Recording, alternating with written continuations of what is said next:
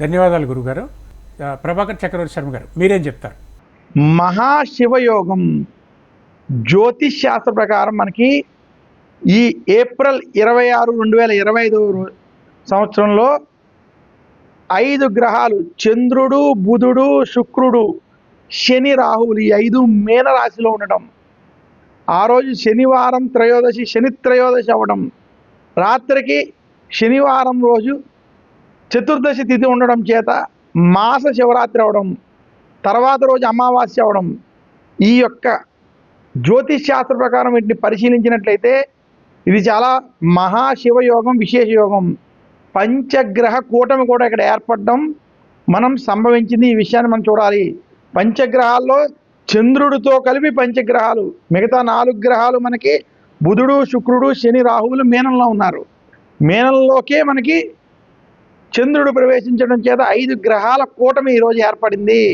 చిలకమర్తి పంచాంగరీత్యా దృక్ సిద్ధాంత పంచాంగ గణితం ఆధారంగా అయితే నేను తెలియజేస్తున్నాను.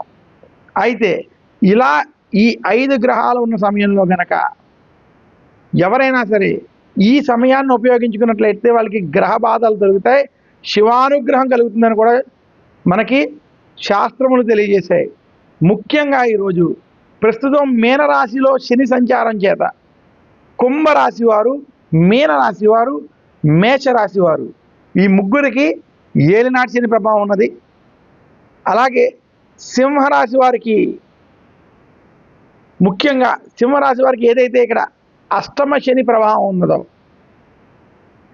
అలాగే ధనురాశి వారు వీరికి అర్ధాష్టమ శని ప్రభావం ఉండడం చేత ఈ 5 రాశుల వారు ఈరోజు గనక 8:30 లోపు నవగ్రహ ఆలయాలలో దర్శనం వంటివి చేసుకుని తైలాభిషేకం చేసుకోవడం, సాయంత్రం ప్రదోషకాల సమయంలో శివారాధన వంటివి చేయడం చేత వారికి ఉన్నటువంటి గ్రహ దోషాలు తొలగుతాయి.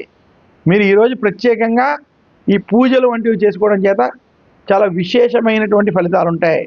మనం ప్రతిరోజు పూజ చేసుకోవడం, అలాగే మనకి నచ్చిన ఆలయానికి చేసుకోవడం వేరు. ఇలాంటి కొంచెం దివ్యమైన యోగం ఉన్నప్పుడు చేసుకునేటువంటి దాని ఫలితాలు కొంత విశేషముగా రెట్టింపు కలిగేటువంటి ఫలితాలు ఉంటాయని మాత్రం మనకి శాస్త్రపరంగా చెప్పబడింది.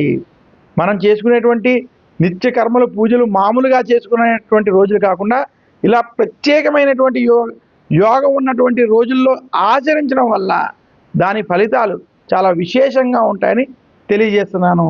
మీ చిలకమర్తి ప్రభాకర్ చక్రవర్తి శర్మ.